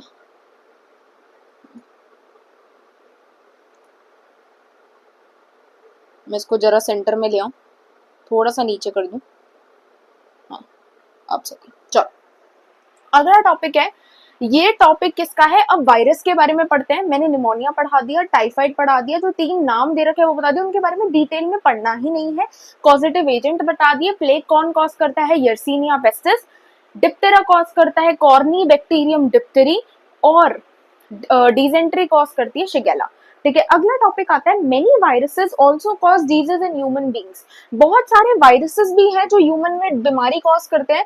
उसमें से एक ग्रुप ऑफ वायरस है rhino virus. Rhino virus is one group of virus that causes disease in human, represent one of the group of viruses which causes one of the most common infectious element, the common cold. Rhino virus, group of rhino virus, एक group है, viruses बहुत सारे होते हैं, viruses के एक group का नाम है राइनो वायरस, ठीक है। और ये क्या कॉज करते हैं? राइनो वायरस क्या कॉज करता है? राइनो वायरस कॉज करता है हमें वायरल डिजीज। वायरल डिजीज का नाम क्या है? Common cold. क्या नाम है? Common cold, very important. अब होता क्या है, ध्यान से सुनो, निमोनिया और कॉमन कोल्ड में फर्क क्या है? निमोनिया लोअर रेस्पिरेटरी ट्रैक का बीमारी है। लोअर रेस्पिरेटरी ट्रैक मतलब तुम्हारी एल्वेलाई अफेक्ट हो रही है, ठीक है, तुम्हारी एल्वेलाई में अफेक्शन हो रही है। लेकिन common cold upper respiratory track की बीमारी है, मतलब तुम्हारी नोज में कंजेशन हो रहा है, नेजल डिस्चार्ज हो रहा है, तुम्हारी थ्रोट में प्रॉब्लम हो रही है, तो अपर रेस्पिरेटरी ट्रैक। और निमोनिया क्या थी? Lower respiratory tract. ध्यान से सुनो, ठीक है। तो क्या लिखा हुआ है, ध्यान से पढ़ेंगे, this infect the nose and the respiratory passage. ये नोज को और रेस्पिरेटरी पैसेज को अफेक्ट कर रही है, बट नॉट द लंग्स। वो लंग्स को अफेक्ट कर रही थी, निमोनिया हमारी एल्वेलाई को अफेक्ट कर रही थी, हमारी लंग्स को अफेक्ट कर रही थी, लेकिन ये सिर्फ और सिर्फ हमारे अपर रेस्पिरेटरी ट्रैक की बीमारी, हमारी नोज को अफेक्ट करती है, हमारी थ्रोट को अफेक्ट करती है, लेकिन हमारी लंग्स को अफेक्ट नहीं करती, ठीक है, ये वाली बात है। तो this infect nose and the respiratory passage, मतलब हमारा थ्रोट जो हो गया, ठीक है, थ्रोट को अफेक्ट करती है। किसको अफेक्ट नहीं करती? लंग्स को अफेक्ट नहीं करती। Common cold is characterised by nasal congestion and discharge. Common cold में क्या होता है? नेजल कंजेशन मतलब नेजल, नाक बंद हो जाना, नेजल कंजेशन। नेजल डिस्चार्ज का मतलब होता है नाक का फैलना। यहाँ पे नेजल नहीं लिखा ना, डिस्चार्ज डिस्चार्ज लिखा है। अच्छा ये नेजल है, ठीक है ठीक है। Nasal congestion and discharge. Nasal congestion मतलब नाक का बंद होना, नेजल डिस्चार्ज का मतलब फ्लो होना, ठीक है, नाक का फ्लो होना। अगला टॉपिक आता है दैट इज सोर थ्रोट, गले में खराश होना, हॉर्सनेस होना, ठीक है, सोर थ्रोट होना, गले में खराश होना, हॉर्सनेस होना, कफ होना इज ऑल्सो, हेडेक हो जाना, पर्सन को हेडेक। देखो मैंने बोला था कोई भी बीमारी हो हेडेक तो होगा ही होगा, फीवर तो आएगा ही आएगा, टायर्डनेस तो होगी होगी, ठीक है। तो हेडेक हो जाएगा, टायर्डनेस हो जाएगी, ईटीसी। अगला विच यूजुअली लास्ट फॉर 3 से 7 दिन। कॉमन कोल्ड कितने दिनों तक लास्ट करता है? 3 to 7 डेज तक का इसका टाइम पीरियड होता है। 3 से 7 दिनों का ये पूरा कॉमन कोल्ड चलता है, ठीक है।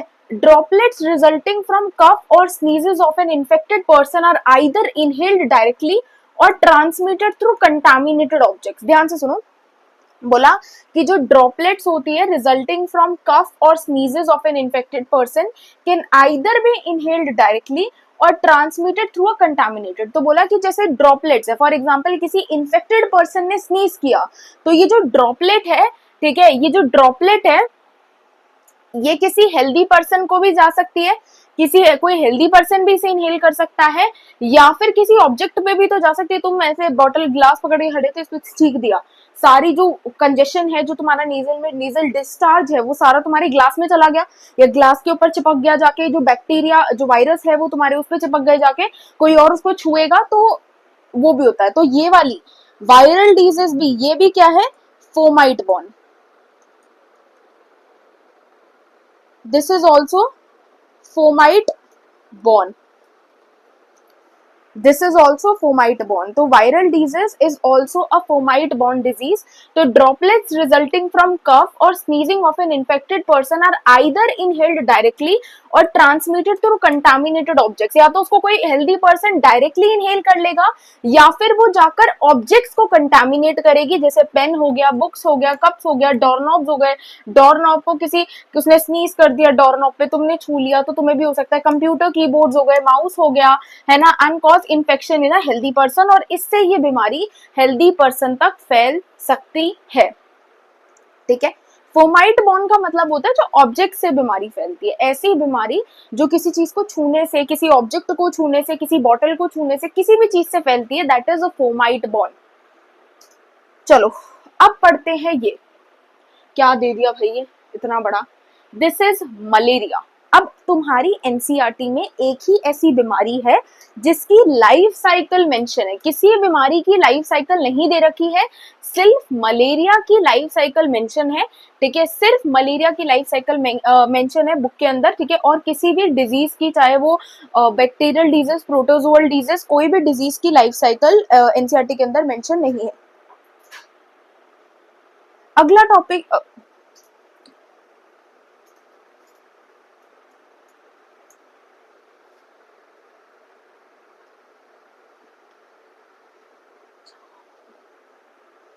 और किसी भी डिजीज की लाइफ साइकिल एनसीईआरटी के अंदर मेंशन नहीं है, ओनली मलेरिया की लाइफ साइकिल मेंशन है। मैं लिख देती हूँ। ये कौन सी डिजीज है, मलेरिया।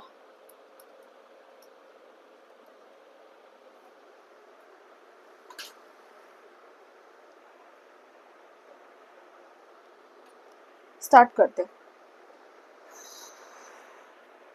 ठीक है, तो मलेरिया की लाइफ साइकिल मेंशन है सिर्फ एनसीईआरटी के अंदर, और किसी भी डिजीज की, मैं इसको थोड़ा छोटा कर देती हूँ, एक सेकंड दो।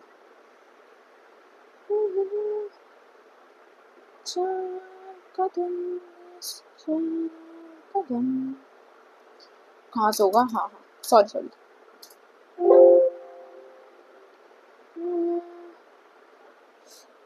दिखना बंद हो चुका है। ये रहा। तो इसको थोड़ा हम छोटा करेंगे बिकॉज इतना बड़ा है ये कि आ ही नहीं रहा है ढंग से। ठीक है, तो जरा सा मैं इसको छोटा कर देती हूँ ताकि तुम्हें दिख जाए। ठीक है, चलो करंट स्लाइड। ठीक है, तो ये मैं मलेरिया जरा मिटा देती हूँ।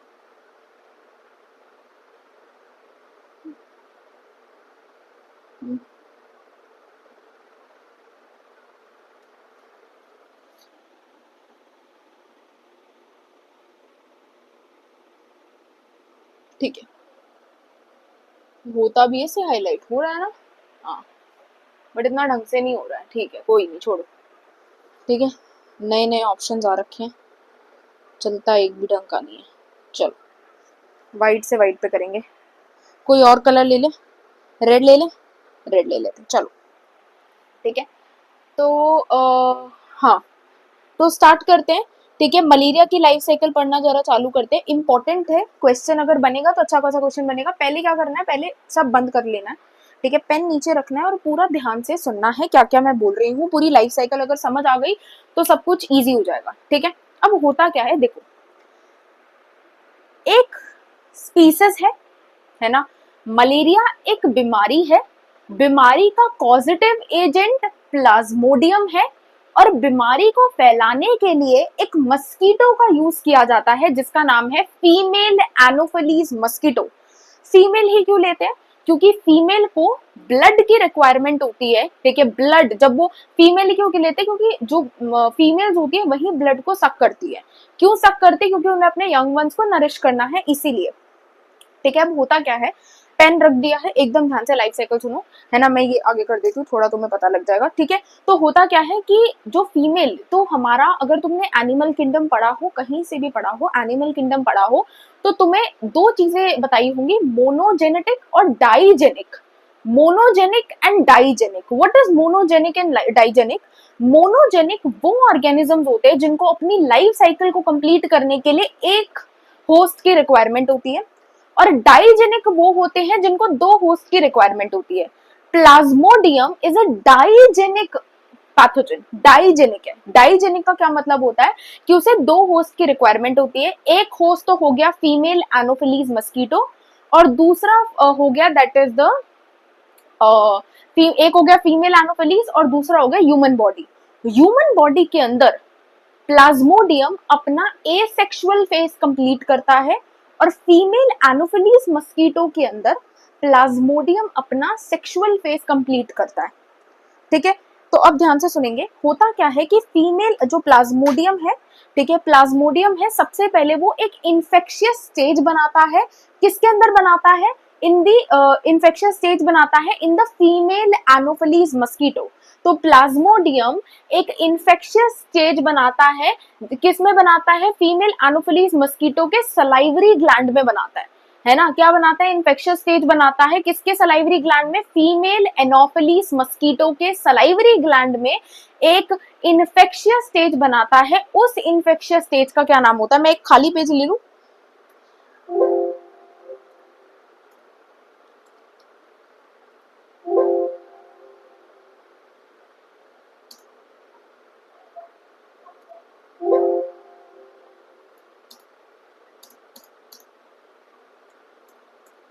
मुझे खाली पेज दे दो कोई। हाँ,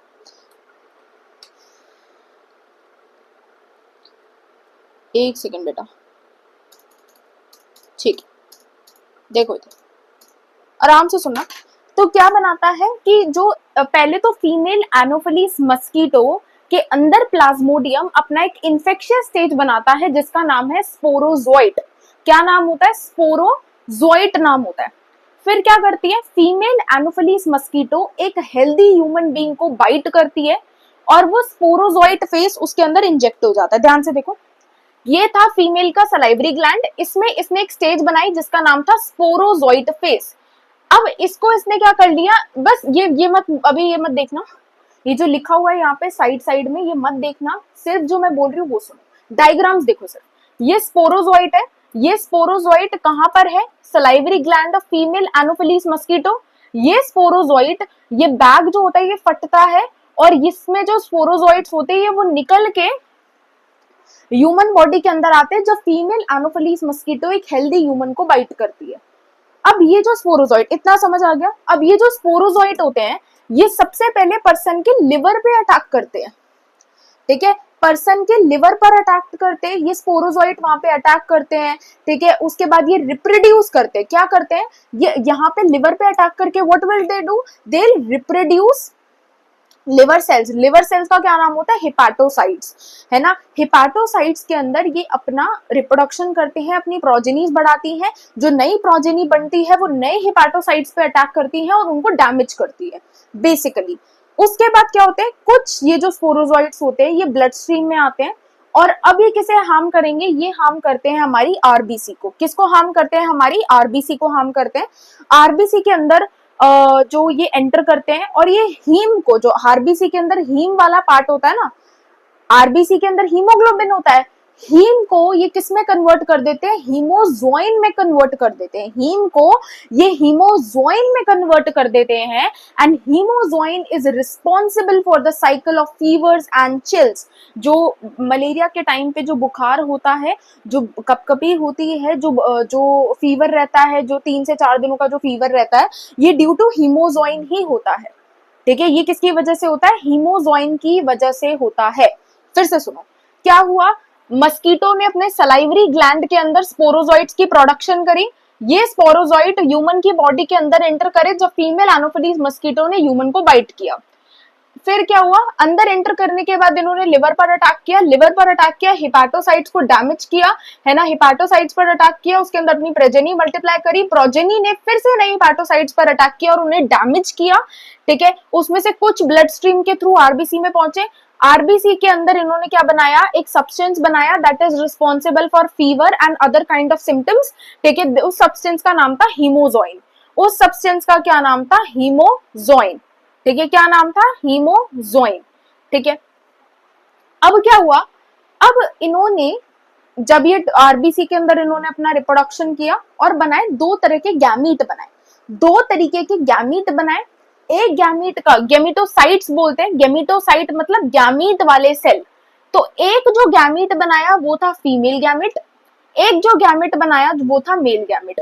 आरबीसी के अंदर इन्होंने गैमीट बनाए, आरबीसी के अंदर इन्होंने रिप्रोडक्शन करी, गैमीट बने, एक गैमीट था फीमेल गैमीट, एक गैमीट था मेल गैमीट। अब क्या होगा, अब इन गेमेटोसाइट का फेट क्या है, what is the fate of this gametocyte. अगर अगर if this gametocyte remain in the body, अगर ये गेमेटोसाइट बॉडी में रहे तो ये डैमेज हो जाएंगे, इनकी डेथ हो जाएगी। Fate, fate of gameto, fate of fate of gametocytes. What is the fate of gametocytes. Gametocytes का फेट क्या है, अगर गैमेटोसाइट बॉडी के अंदर रहे, ह्यूमन बॉडी के अंदर रहे तो इनकी डेथ हो जाएगी। फेट ऑफ गैमेटोसाइट डिपेंड करता है कि वो कहां पर प्रेजेंट है, फेट ऑफ गैमेटोसाइट डिपेंड करता है कि वो कहां पर प्रेजेंट है। दो तरीके का इनका फेट है, अगर ये ह्यूमन बॉडी के अंदर ही रहे, कहीं और नहीं गए, और अगर एनोफिलीज मस्कीटो ने इसे पिक कर लिया, एनोफिलीज मस्कीटो ने इसे पिक कर लिया, तो इसका फेट क्या है। अगर ये ह्यूमन बॉडी के अंदर रहे, कहां गया पेन, अगर ये ह्यूमन बॉडी के अंदर रहे तो इनकी डेथ हो जाएगी। क्यों ऐसा होगा, हमारी बॉडी का टेम्परेचर इज नॉट सूटेबल जो इनको चाहिए, हमारी बॉडी का टेम्परेचर इज नॉट सूटेबल जो इनको चाहिए, तो कुछ दिनों बाद इनकी डेथ हो जाएगी। ठीक है, कुछ दिनों बाद इनकी डेथ हो जाएगी। अगर ये फीमेल एनोफिलीज मस्कीटो द्वारा पिक कर लिए गए, अगर एक नई फीमेल एनोफिलीज मस्कीटो ने इन्फेक्टेड पर्सन को बाइट किया और इन गेमेटोसाइट को अपने साथ ले गई, तो ये गेमेटोसाइट फीमेल एनोफिलीज मस्कीटो के गट के अंदर क्या करेंगे, फ्यूज हो जाएंगे, फर्टिलाइज होंगे और क्या बनाएंगे, जाइगोट बनाएंगे। जाइगोट फिर आगे चल के स्पोरोजोइट बनाएगा और ये फिर किसी पर्सन को बाइट करेगी और ये चलता रहेगा। ठीक है, तो इसके दो फेट है, गैमेटोसाइट के दो फेट है। अगर गैमेटोसाइट ह्यूमन की बॉडी के अंदर रहे तो उनकी डेथ हो जाएगी, और अगर गैमेटोसाइट अगर gametocyte is picked up by a new female anopheles mosquito while biting a infected person, तो ये जो गैमेटोसाइट्स है ये अंदर चले जाएंगे फीमेल एनोफिलीज मस्कीटो के अंदर, इनका फर्टिलाइजेशन होगा गट के अंदर और ये जाइगोट बनाएंगे, जाइगोट वापस स्पोरोजोइट बनाएगा और साइकिल कंटिन्यूज। ठीक है, तो अब ये थ्योरी पढ़ते जो यहाँ दी हुई है, देखो क्या लिखा हुआ है, mature infectious state sporozoite escape from the intestine and migrate to the mosquito salivary gland। तो बोला गया कि जो जाइगोट के बाद स्पोरोजोइट बना, ये स्पोरोजोइट एस्केप होता है फ्रॉम द इंटेस्टाइन, मतलब ये इंटेस्टाइन में गट में बन रहा है ना, क्योंकि फ्यूजन गट में हुई, गट में फ्यूजन हुई तो जो जाइगोट है वो गट में बना, जाइगोट गट में बना तो स्पोरोजोइट भी तो गट में ही बनेगा, तो गट में ही बना, स्मॉल इंटेस्टाइन में बना और ये माइग्रेट हो गया टू द सलाइवरी ग्लैंड। फिर ये यहाँ से माइग्रेट होता है to the salivary gland, because उसको बाइट करना है और उसको उसके अंदर भेजना है, तो सलाइवरी ग्लैंड तक तो आना ही पड़ेगा। फिर when the mosquito bites another human, sporozoites are injected in with the bite। जब मस्कीटो ने किसी और ह्यूमन को बाइट किया तो ये जो स्पोरोजोइट थे ये बाइट के साथ चले गए। पैरासाइट या sporozoite reach the liver through blood, ये पैरासाइट और स्पोरोजोइट रीच कर गए लिवर को, ये पैरासाइट और sporozoite reach the liver through blood, है ना। तो सबसे पहले mature infectious stage escape from the intestine, gut से एस्केप करके सलाइवरी ग्लैंड में गए। When the mosquito bite another human, sporozoite are injected into it, है ना। जब मस्कीटो ने उसको बाइट किया तो स्पोरोजोइट क्या हो गए, उसके बाइट के साथ, द स्पोरोजोइट उसकी बाइट के साथ इंजेक्ट हो गए,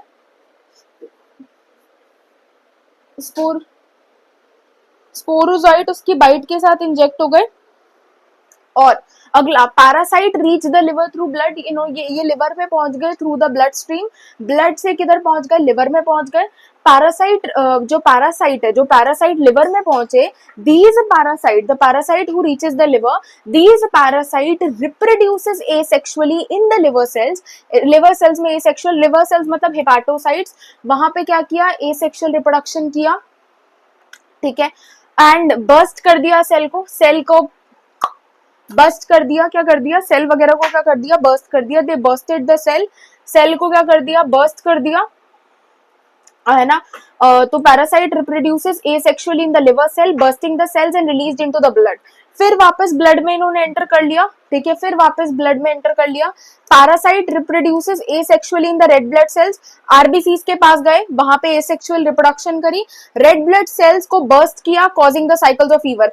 फिर हीम को किस में कन्वर्ट किया, हीमोग्लोबिन में, हीम को हीमोजोइन में कन्वर्ट किया, जिसकी वजह से साइकिल्स आई, फीवर की एंड अदर सिम्टम्स आए, ठीक है। Parasite infect the new red blood cells, new red blood cells को इन्फेक्ट किया, सब पढ़ा चुकी हूँ, ठीक है। फिर ये जो गैमेटोसाइट्स थे, सेक्सुअल स्टेजेस बनी गैमेटोसाइट, इनका फेट बताया कि अगर ह्यूमन बॉडी के अंदर रह गए तो डेथ हो जाएगी, और अगर मस्कीटो ने, फीमेल एनोफिलीज मस्कीटो ने पिकअप कर लिया, ठीक है, तो क्या होगा, ये पिकअप करने की बात की कहानी है कि female anopheles mosquito take up the gametocytes with the blood meal के साथ उसने ले लिया, fertilisation and development takes place in the mosquito's intestine, उसके गट में फर्टिलाइजेशन और डेवलपमेंट हुई, और फिर वो साइकिल रिपीट होती चली गई। क्लियर हुआ। अब एनसीईआरटी की जरा थ्योरी पे देख लेते हैं, इतना बड़ा यही सेम दे रखा है, ठीक है, एक बार जरा इस पे ध्यान दे लेते हैं। देखो क्या लिखा हुआ है, some of the human disease are caused by protozoans too, बोला कि प्रोटोजोन्स भी बीमारी कॉज करते हैं, ठीक है। You might heard about malaria, you might heard about malaria, a disease man have been fighting since many year, बोला कि तुमने मलेरिया के बारे में तो सुना ही होगा, जिससे मैन बहुत सालों से फाइट कर रहा है, इवन वुमेन टू, ठीक है। Plasmodium, a tiny protozoan is responsible for the disease, Plasmodium जो एक टाइनी प्रोटोजोन है वो इस बीमारी के लिए रिस्पॉन्सिबल है। डिफरेंट स्पीसीज ऑफ प्लाज्मोडियम, अलग अलग तरह की स्पीसीज प्रेजेंट होती है प्लाज्मोडियम की, कौन कौन सी स्पीसीज है, Plasmodium vivax, Plasmodium malariae and Plasmodium falciparum. Plasmodium vivax, Plasmodium Mullerian, Plasmodium falciparum, एक होती है प्लाज्मोडियम ओवेल, ठीक है, एक है प्लाज्मोडियम ओवेल। सबसे कॉमन कौन सी होती है, वाइवेक्स, ये जो पीछे साइकिल पड़ी है वाइवेक्स की साइकिल थी। फैल्सीपेरम सबसे ज्यादा फेटल मलेरिया कॉज करती है, मतलब ये मलेरिया हो गया तो बेटा डेथ ही है फिर, ठीक है। Falciparum causes one of the most fatal malaria, देखो यहाँ लिखा हुआ है फैल्सीपेरम मैलिग्नेंट मलेरिया, मैलिग्नेंट का मतलब होता है फेटल, was caused by a plasmodium falciparum। सबसे ज्यादा मैलिग्नेंट या फिर सीरियस मलेरिया कौन कॉज करता है, the serious malaria is caused bye Plasmodium falciparum, जो कि क्या होता है, फेटल होता है, मतलब मृत्यु तक कॉज कर सकता है। Let us take a life cycle of Plasmodium, जरा देख ले लाइफ साइकिल, वैसे तो हम देख ही चुके हैं, देखी है अभी, लेकिन एक बार वापस देख लेते हैं जो एनसीईआरटी के अंदर है। देखो Plasmodium enters the human body as sporozoite, sporozoite की फॉर्म में ह्यूमन बॉडी के अंदर एंटर करता है through the bite of an infected female anopheles mosquito, female anopheles mosquito की बाइट से हमारी बॉडी के अंदर एंटर करता है। Parasite initially multiply within the liver cells, ये लिवर सेल्स के अंदर मल्टीप्लाई करते हैं, फिर अटैक करते हैं। तो क्वेश्चन अगर सीरीज पूछ ली कैसे होता है, पहले स्पोरोजोइट, फिर लिवर सेल्स, फिर आरबीसीज, पहले आरबीसीज नहीं है बाद में आरबीसीज है, पहले लिवर सेल्स में मल्टीप्लाई करते हैं फिर आरबीसीज के पास जाते हैं, उनका रप्चर करते हैं। रप्चर ऑफ द आरबीसी की वजह से टॉक्सिक सब्सटेंस रिलीज होता है, नाम दे रखा है एनसीईआरटी में हीमोजोइन, है ना। रप्चर ऑफ द आरबीसी की वजह से एक टॉक्सिक सब्सटेंस रिलीज होता है जिसका नाम है हीमोजोइन, हीमोजोइन रिलीज होता है which is responsible for the chill and high fever, जो चिल्स मतलब बुखार के लिए, हाई फीवर के लिए रिस्पॉन्सिबल होता है। कितने दिनों का होता है, 3 से 4 दिन का। कितने दिनों का होता है, ये कितने दिनों का बुखार होता है, ये बुखार होता है 3 से 4 दिनों का। कितने दिनों का होता है, 3 से 4 दिनों का ये बुखार होता है। Female anopheles mosquito bite an infected person, फिर वो एक इन्फेक्टेड पर्सन को बाइट करती है। Parasite enters the mosquito body and undergo development, body के अंदर एंटर करके डेवलप करते हैं गेमेटो, ये गेमेटोसाइट्स तो बने ही हुए थे, फर्टिलाइजेशन होती है। The parasite multiply within them to form sporozoite, फिर गेमेटोसाइट फर्टिलाइज करते हैं, जो दोनों थे वो फर्टिलाइज करें, क्या बनाए, है ना, क्या बनाया, ये इन दोनों ने फर्टिलाइज किया तो बना जाइगोट, जाइगोट ने बनाए स्पोरोजोइट। तो बोला कि ये जो स्पोरोजोइट बनते हैं कहाँ स्टोर होते हैं, सलाइवरी ग्लैंड में स्टोर होते हैं। फ्यूजन कहाँ पर होता है, फ्यूजन देखो ध्यान से सुनो, गैमिटोसाइट बने ह्यूमन की बॉडी में, फ्यूज हुए मस्कीटो के गट में, स्पोरोजोइट बने मस्कीटो के सलाइवरी ग्लैंड में, है ना, बने गट में, ध्यान से सुनो, बने गट में, स्टोर सलाइवरी ग्लैंड में हुए। सिंथेसिस तो गट में ही हुई ना, फिर स्टोर हुए सलाइवरी ग्लैंड में। ह्यूमन के पहले लिवर पर अटैक करते हैं, फिर आरबीसीज पर अटैक करते हैं, ये चीज इंपॉर्टेंट है, ठीक है। हाँ, स्टोर्ड कहाँ, ये देखो बहुत इंपॉर्टेंट वर्ड है, stored in the salivary gland, बनते तो गट में है, स्टोर्ड सलाइवरी ग्लैंड में होते हैं। When these mosquito bite a human, the sporozoite introduced into his or her body, फिर ये किसी ह्यूमन को बाइट करता है, उसकी बॉडी के अंदर स्पोरोजोइट आते हैं, thereby initiating the events, जो कि मेंशन है फिगर में 7.1 जो बता चुकी हूँ। Female anopheles mosquito is a vector या फिर ट्रांसमिटिंग एजेंट, बोला कि फीमेल एनोफिलीज मस्कीटो एक वेक्टर है या फिर एक ट्रांसमिटिंग एजेंट है, इट इज अ वेक्टर और a transmitting agent. Clear clear clear clear, ये तो दिख रहा होगा यार, ये तो बहुत अच्छे से लिखा है, ठीक है। चलो अगली प्रोटोजोअल डिजीज जो तुम्हारी बुक में दे रखी है, that is amoebic dysentery, that is caused by entamoeba histolytica. देखो, entamoeba histolytica is a protozoan parasite in the large intestine of the human. किसको अफेक्ट करता है, ध्यान से देखो, कौन से ऑर्गन को अफेक्ट कर रहा है, ये हमारे लार्ज इंटेस्टाइन को अफेक्ट कर रहा है, लार्ज इंटेस्टाइन को अफेक्ट कर रहा है, और क्या कॉज कर रहा है, अमीबियासिस या फिर अमीबिक डिजेंट्री। अमीबिक डिजेंट्री का मतलब होता है खूनी दस्त लग जाना, बता रही हूँ क्या होता है, देखो इधर। तो एंट अमीबा हिस्टोलाइटिका पॉजिटिव एजेंट कौन से ऑर्गन को अफेक्ट कर रहा है, लार्ज इंटेस्टाइन को अफेक्ट कर रहा है, क्या कॉज कर रहा है, अमीबिक डिजेंट्री कॉज कर रहा है। अब सिम्टम्स देखो, कॉन्स्टिपेशन बता दिया, अब्डोमिनल पेन, पेट में दर्द होना, अब्डोमिनल पेन, क्रैम्प्स होना, क्रैम्प्स भी बहुत होता है जब ऐसे नहीं होता कि कॉन्ट्रैक्शंस, अब्डोमन की कॉन्ट्रैक्शन होना, ऐसे पेन होना, ऐसे लग रहा है अब्डोमन की कोई पकड़ के ऐसे प्रेस कर रहा है, कंप्रेस कर रहा है, कॉन्ट्रैक्ट करा रहा है, तो अब्डोमन की contractions. Stools with excessive mucus, faecal matter के अंदर बहुत सारे म्यूकस का प्रेजेंट होना, स्टूल्स विद एक्सेसिव म्यूकस, ठीक है, फीकल मैटर के अंदर बहुत सारे म्यूकस का होना, और ब्लड क्लोट्स होना। ब्लड क्लोट्स का मतलब होता है जो थक्का नहीं होता ब्लड का, जो तुम्हारे इधर जम जाता है जब खून निकलता है, तो वो ब्लड क्लोट्स तुम्हारे फीसेस में भी देखने को मिलेंगे, ठीक है। तो ब्लड क्लोट्स, तो क्या क्या सिम्टम्स है, constipation, abdominal pain, cramps, stools with excessive mucus and blood clots. अगला, house fly act as a mechanical carrier and serve to transmit the parasite. अब देखो क्या हुआ है, what is a mechanical career.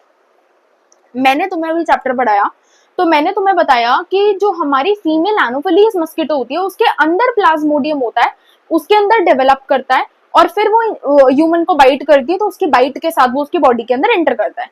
Mechanical career का मतलब होता है अपनी बॉडी के अंदर नहीं बैठा रही है उसको। हाउस फ्लाई एंट अमीबा हिस्टोलाइटिका को अपनी बॉडी के अंदर जो है अपनी बॉडी के अंदर बिठा नहीं रही है, ठीक है, वो एक मैकेनिकल कैरियर है। मैकेनिकल कैरियर का मतलब होता है कि वो उसको कहीं एक जगह से दूसरी जगह लेकर जा रही है, ठीक है, एक जगह से दूसरी जगह पर लेकर जा रही है, दैट इज मैकेनिकल कैरियर। तो क्या लिखा हुआ है, किससे कहाँ लिख गया, house fly act as a mechanical carrier, house fly यहाँ पर एक मैकेनिकल कैरियर की तरह काम कर रही है, and serve to transmit the parasite from the faeces of an infected person to food, ठीक है। तो ये क्या कर रही है कि पैरासाइट को उठा रही है, फीसेस, जो फीसेस है इन्फेक्टेड पर्सन की, वहां से पैरासाइट को उठा रही है, किसी दुकान, किसी मिठाइयों पे जाकर, किसी जलेबी पे बैठ रही है, किसी पर्टिकुलर मिठाई पर जाकर बैठ रही है और उसको कंटामिनेट कर रही है। तो फूड की कंटामिनेशन से ये बीमारी फैलती है, तो उसको कंटामिनेट कर रही है। तो क्या बोला कि transmit the parasite from the faeces of the infected person to the food, faeces से उठा के फूड पर लेके जा रही है, food products, food and food products, thereby contaminating them, और उसे कंटामिनेट कर रही है, फूड प्रोडक्ट्स को कंटामिनेट कर रही है। Drinking water and food contaminated by the faecal matter are the major source of infection. बोला कि जो ड्रिंकिंग वाटर होता है और जो कंटामिनेटेड फीकल मैटर होता है वो मेजर सोर्स ऑफ वो है। तो आज हमने जो जो बीमारियां पढ़ी, typhoid food water contamination, bacteria वाली alveoli pneumonia alveoli, common cold upper respiratory tract का, मलेरिया फीमेल एनोफिलीज मस्कीटो की बाइट से फैल रहा है, entamoeba histolytica large intestine का बीमारी है, और कैसे फैल रहा है, फूड वाटर कंटामिनेशन से फैल रहा है। House fly act as a mechanical carrier, वहां पे फीमेल एनोफिलीज मस्कीटो अपनी अंदर उसको डेवलप करने की जगह दे रही है, ये डेवलपमेंट नहीं करा रही है, ये बस उसको एक जगह से दूसरी जगह ट्रांसमिट करने का काम कर रही है, ठीक है। So that's all. ठीक है, आज के लिए इतना। अब अगले लेक्चर में वील गोइंग टू डू जो हमारी हेलमिंथ डिजीज बच गई है, एस्कैरियासिस, बुचेरियासिस और फिलारियासिस। तो एस्कैरियासिस, फिलारियासिस और जो फंगल डिजीज है रिंगवर्म पढ़ेंगे, और जो प्रिवेंशन कंट्रोल है कि केरोसिन लगाओ, अगर तुम्हें वेक्टर बॉर्न डिजीज को प्रिवेंट करना है तो पॉन्ड्स पे केरोसिन स्प्रेड करो, स्टैग्नेंट वाटर है तो उस पे केरोसिन स्प्रेड करो। उसके बाद जो अगला है तुम्हारा मॉस्किटो रेपेलेंट क्रीम्स यूज करो, है ना, मॉस्किटो नेट्स यूज करो, ठीक है, और जो तुम्हारा कूलर्स को डेली क्लीन करो या फिर वीकली क्लीन करो, और पॉन्ड्स वगैरह में गिम्बूशिया नाम की मछली को इंट्रोड्यूस करो। चिकनगुनिया और डेंगू के बारे में थोड़ा थोड़ा, कि डेंगू में ठीक है एडीज वायरस कॉज करता है, एडीज मस्किटो, है ना, कौन कॉज करता है, एडीज वायरस, एडीज मस्किटो फैलाती है दोनों को, ठीक है। तो इनके बारे में हम इस चैप्टर में पढ़ने वाले हैं, है ना, आगे, ठीक है। तो फिर stay tuned and thank you for watching this lecture, ठीक है, थैंक यू, बाय बाय।